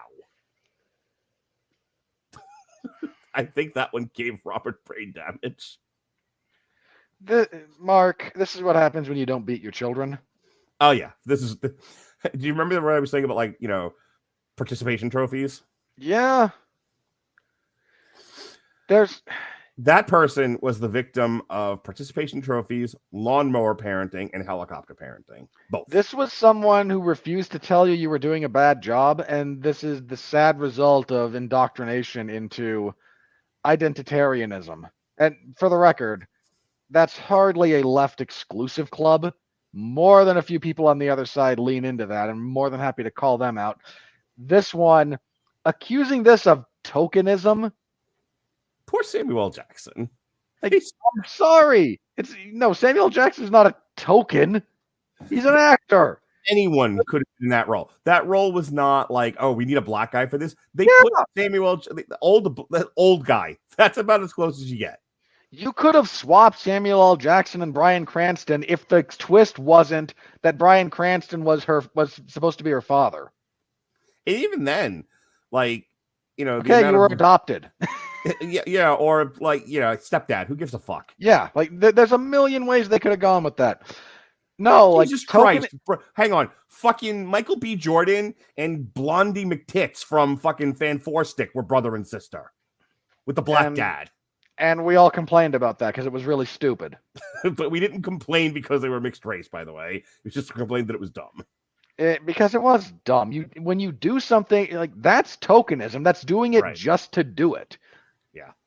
And bear in mind also reductive statement, by the way, when you consider who's in this movie. That's not really unfair to Samuel L. Jackson. It's unfair to a lot of people. And then, by the way, this hypersexualizes the female spies. Yeah, the hypersexualized Bryce Dallas Howard. 80% of this movie in mom jeans and a flannel shirt. I was going to say, hypersexualized Bryce Dallas Howard, who even in her hot ballroom gown still looked like she was wearing a trash bag. Get the fuck out of here. I'm sorry. Ridiculous. You saw her cleavage. You're right. Never mind. She was practically naked. Ugh. Can I tell you? There's been some studies as of late. Modern, like contemporary studies of culture, and like a lot of what's being said about like the 20-year-olds and younger. They're like asexual. They're like not interested in sex, and I'm fascinated by this as hypersexual as I tend to be. But also, like, when I think about that particular criticism, that this person is so, like, averse to sex being in anything that you showed a woman with cleavage and immediately went to hypersexualized. Yeah. This is what happens when you let society go down the path that it's gone. You get where we are, and it's not good. Mike Staklasa from Red Letter Media lamented the lack of like sex and romance in Star Wars. That was years ago. What a canary in the coal mine. Well, that's because, look, all the sex in Star Wars is tied up in weird incest and gay robots because George Lucas is not a normal person. Because George Lucas is a monster. He is, but hang on. Mine doesn't go back that far, but I remember like 8 years ago, maybe more, hearing some people mention that, there's nothing approximating, like real sexual chemistry in the MCU. Right. Like you can count on one hand the number of quote unquote love interests in that entire platform that actually feel like that's. There was one incident. I give you two. I can do one for sure, and I think it's the best one because it was utterly unintentional. In that, like, they aren't supposed to be romantic partners, but the sexual chemistry is thick. So thick you could cut it with a knife. Captain America and Scarlett Johansson in The Winter Soldier. Yeah, it's unfortunate that they tried to play that as just like the camaraderie of war, right? Because there is more. You're right. There's more chemistry between them than there is between Johansson and Banner, or certainly Chris Evans and Emily Van Cantact, who they tried to shoehorn in there. So, no, look, the two that I tend to give, look, Evans and Haley Atwell, like, okay, we're all good there. Yeah, I was afraid you were going to say Chris Pratt and Saldana, and it's like, look, just because they shoved the two together like action figures doesn't mean they had sexual chemistry. No. Those wouldn't be my second one. I might actually go with Robert Downey Jr. and Gwyneth Paltrow. I think Stark and Pepper worked. Yeah, for a movie or two. After a while, it just gets grating. Well, sure, but that's because no one knows how to write stable relationships in Hollywood. But that's a whole different topic. Speaking of not stable, Hannah Strong of Little White Lies, top critic. Argylle. Ugh. You got paid for that. Yup. How do you look at yourself in the mirror? And what a pull for Rotten Tomatoes. Like somebody, like if a human pulled that and not an AI, or a human let that go if the AI found it. It's like, y'all don't give a fuck anymore, do you? No. This is not meant to be helpful. This is purely meant to be entertaining. Our job is to make entertainment out of it. Your job is to be informative and useful. We already did that for an hour and a half. Dennis Schwartz of Dennis Schwartz Movie Reviews, written with more twist than a fork full of spaghetti. There's Batman. There's Batman in the kitchen making spaghetti. Somebody wanted to make a Flash reference. Speaking of Flash references, the future ex-Mrs. Winfree, the first and the bestest ex-Mrs. Winfree, Tanya This is the one that winds up buried in the backyard. Thank you, Lordy. Of Lola Lamb Chops.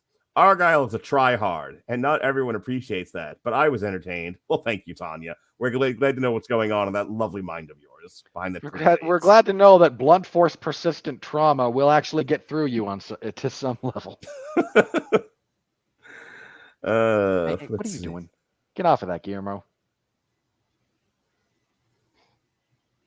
Jeffrey Harris didn't like the movie. 401mania.com. Friend of the show. Hey, Jeff. Argylle is another unfortunate misfire for filmmaker Matthew Vaughn. The spy thriller lacks the creative ingenuity and witty postmodern edge of his superior work. He's not wrong. Hope Madden of Fox 28 Columbus. The real mystery is why all these people agreed to be in it. For the money. Because it's their job. They got a paycheck. How is that a mystery? Yes. There's our friend. Oh, we thought we got rid of it. We gave him a heart attack, and he's finally come back to school, and he's all nervous. It's like, surely these guys won't notice me now. I've slimmed down. I'm wearing a mustache and a top hat. Kevin Carr, fat guy at the movies. Top hat. So, I don't know why I made him the Monopoly man, but No, you're good. You're good. Some neat ideas, but an overlong running time and absurd twists that make this really hard to swallow. Yeah. Not the phrasing I would have chosen, but the point is sound. Yeah, I got something you can swallow. All right. Leave him alone when he does a good job. This only works if we're fair. Fair. Jason Adams of Pajiba. Argylle is, unfortunately, the director's worst movie by leaps and kitty cat bounds. We've come a long way from Layer Cake, my friends. I haven't seen all of Matthew Vaughn's work, so I can't comment, but that wouldn't surprise me. Jeremy Johns of JeremyDons.com, the future ex-Mr. Hana.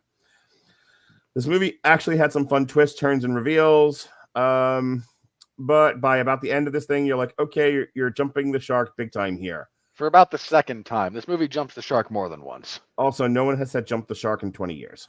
5, not 20. Look, since COVID, everything's in dog years. Speaking of dog years, Dan Merle of Dan Merle Reviews. There are so many twists and turns that, oh my God, take a drink every time one of these assholes says twists and turns. That trains you not to trust anybody or anything you see on screen. For some people, that's exhilarating, but for me, it was exhausting. Okay, hang on. As a storytelling critique, that's an accurate problem. Like, unless the central conceit of your movie is so well executed that you don't need to trust everything on screen, you need to trust some things on screen. And you can count on one hand the number of times that I can't trust anything has actually worked out. Probably the best example is The Sting, which gets by on great execution and great performances by generational talents like Paul Newman, Robert Redford, and Robert Shaw. This doesn't have that. All right. Let me find one more good one here and we'll call it a night. Let's see. Kevin Slane of Boston.com. I saw more than 100 new movies in 2023. Not one of them was as ill-conceived or as stunningly awful as Argylle. Oh, That's sir, not let me true. tell you something about 2023. Okay, did you see White Men Can't Jump? Because I fucking did. My man, I would watch this over the Marvels any day, first of all. You would have a sleepover in my king-size bed and there'd be some light touching before you'd watch the Marvels. Let's get real here. No, I would subject myself to that piece of crap before your unwanted advances. Point is, you don't want to see the Marvels again. We get it. All right. No, I mean, you're right that, like, even if we don't want to be potentially tribalistic about elements of that, like, no, the White Man Can't Jump remake was one of the worst things ever put to screen. Yeah, I'm mad at myself for not including that in my 5 worst movies. I think my 5 worst were Expendables, Peter Pan and Wendy, which was like universally hated by like everybody. Oh, okay. No, Peter Pan and Wendy was worse than this. There's not even style to Peter Pan and Wendy. Yeah. The Little Mermaid I threw on there. That was terrible. Children of the Corn, which I might have left off, instead, and I should have put on White Man Can't Jump if I had to pick. You 5. probably could have swapped those two, yeah. Yeah, easily. No one fucking saw Children of the Corn. Nobody cared. God, that White Man Can't Jump remake, I'm still just baffled by. Yeah. God, that was painful for Jason and I to talk about. It was depressing. All right, speaking of depressing, we're done with this podcast. Speaking of depressing, there's a Roadhouse remake coming out. And we'll be talking about it and comparing it to the original. Which all the steroids in that movie, just all of them. All right, speaking of White Men Can't Jump, Jason Teasley and Alexis Hana reviewed the new Percy Jackson show from Disney. The videos Go see AEW star Adam Copeland as Ares, God of War. Oh boy. Goya. Oh boy. That happened while I was at Pantera last night watching Chris Jericho sing Walk. That show will be up momentarily. You have to put air quotes around Chris Jericho singing. Okay. That show will be up momentarily. I just haven't had a chance to do it yet, but it'll be up by the time you're listening to this. If you've got this on audio download, it should be in the archives. Tomorrow Black History Month continues here on the Radulich and Broadcasting Network. The long tradition of violent households. Yes. Tomorrow is our ode to domestic violence. We've got What's Love Got to Do with It, I Want to Dance with Somebody, and Respect. These are the biopics just dealing with Tina Turner, Whitney Houston, and Aretha Franklin. So it'll be fun to talk about that. How is only one of those? Hang on. Is only one of those women still alive? Did Tina Turner pass a few years ago? Or is she still around? I don't know. I'd have to look. Thursday night. One of them's alive, but I can't remember which one, and I know it's not Whitney Houston. Right. Well, since Tyson Fury is a pussy who needs to have his title stripped, we are no longer doing. Shut up! No, damn it! Let me have my tantrum. We are no longer. You had your tantrum. Be an adult now. No, we are no longer doing the Joshua Usyk history of boxing because the fight's not taking place till May, and I don't want to do it until it gets close. So I now have a Thursday night off, so I'm going to spend it doing a YouTube exclusive right here on the W2M Network YouTube. I'm going to watch the top-ranked ESPN Teofimo Lopez. Who's he fighting? Teofimo Lopez. Some bum. Jermaine Ortiz card from front to back, start to finish, 10:30 at night. I will be here all by my lonesome bringing you boxing goodness. That's what's going on this week. Next week, we've got No Bananas. We're back on our Monday time slot. It'll be myself, Robert, and Dorian and Alexis, in theory. We will be doing Lisa Frankenstein, and Jason and I will be doing a actor focus on the great, wonderful, one of the best comedians of all time, Richard Pryor. We're looking at Car Wash, Brewster's Millions, and The Toy. An interesting set of choices, but I'm down. Alexis Hana will be reviewing Has Been Hotel with Jesse and I think David. So check that out. And that's all for me. Thanks. I'm driving. Robert, show us where you pissed from. So, because Tyson Fury got a cut in sparring and his fight with Alexander Usyk had to be postponed. Boo! Shut up. Unless you think he got out a razor blade and gigged himself, I don't doubt it. Here, I'm putting your brother's comments up, and it's staying there now the whole time. Look, he got hurt in sparring. It sucks. He cut his vagina. Ask Tito Ortiz. Okay, let's not. How long has it been since you've heard a Tito Ortiz interview, Mark? I'm being serious about that. Oh, I haven't heard of Tito Ortiz in a dog's age. My friend, go look up his last interview. You will be amazed at how many ludicrous things come out of his mouth over the course of one interview. Just look up his most recent one. That's all you got to do. Okay. So that fight got postponed, which I talked about on the 411 Ground and Pound MMA podcast show, which I record Sunday evenings. I look at the wide, wacky, wonderful world of mixed martial arts and other combat sports. And I called Mark out by name for his childish response to this news, which I can do on that show because he doesn't listen to it. Or anything else I do for that matter. But I review the last UFC event, which wasn't very good. And I preview the upcoming UFC event, which I don't think will be very good. And you wonder why I don't listen. Talk about stuff I care about. No, my job is not to talk about what you care about. My job is to talk about what's happening. Okay, keep going. It's not my fault that you don't care about most of this stuff. And look, it's not my fault most people don't care about the UFC's product half the time because they've diluted it to such an extent that it's almost meaningless. Okie dokie. Which I talk about on occasion as well. So you can listen to that again. It's a review and a preview. I'm not keeping track of my picks this year because I picked the whole card. And my goal at the end of the year is to be better than a coin flip. At the moment, I am better than a coin flip. So still happy about that.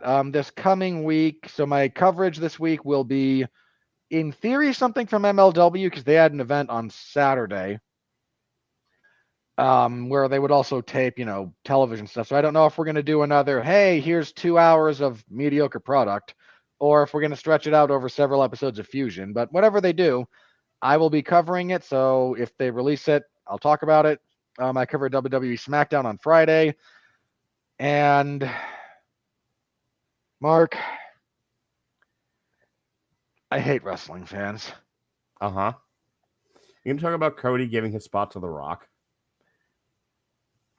I think that's dumb. Let me be very clear. Hang on, let me be very clear about what the following. Dumb. Hi, I just won. Nobody does this. Nobody fucking does this. You don't like the WBC is like, okay, mandatory challenger, Filip Hrgovic. Well, I don't really want it, so I'm gonna give it to Daniel Dubois. No. Nobody does that. It's dumber than that. The Kansas City Chiefs, we've won the playoffs. We're going to the Super Bowl, but we don't really want to, so we're gonna give it to the Toronto Mudhens. No, it doesn't work that way. It's even dumber than that because Cody came out and said, I had you, Roman, more than anyone else who's almost beaten you over the course of your almost 4-year run. And you know it, and Roman kind of did the, yeah, maybe. And I really do want that title that you've got, and I might be coming after it, but not at WrestleMania. Instead, I have been cucked by The Rock in his position on the TKO board. So I'm going to sit in the chair and watch you two stare at each other while all of my dreams go up in smoke. Remember when wrestling used to have men in it? And what would have happened was that The Rock would have come out as Cody Rhodes, like, I'm coming for you, Roman Reigns. I'm going to rip your head off and send it back to Samoa. And The Rock would have come out and rock bottomed Cody Rhodes from the top of the arena through the parking lot and be like, I'm taking your spot, bitch. And, you know, they would have carried Cody's broken body out of the arena. That back when men were men and the sheep were frightened. Now it's just like, here's your participation trophy, Rock, and aren't we all friends and nobody wants to upset each other, and please tell me your pronouns. I'm like the guy who doesn't give a shit about pronouns, but that's twice now I've made that joke.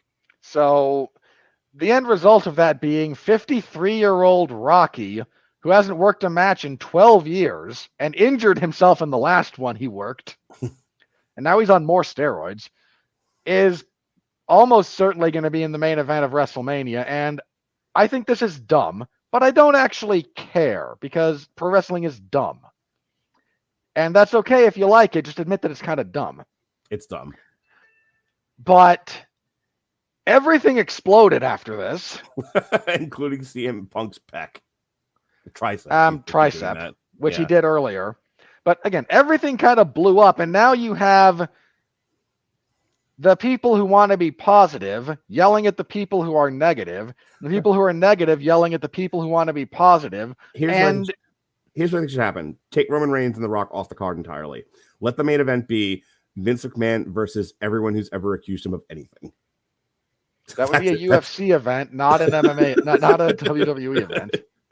Just let Janelle Grant 5 minutes alone. Just give us. With a nail-spiked bat alone with Vince McMahon. Special guest referee is Brock Lesnar. So I went to a burlesque show Saturday night.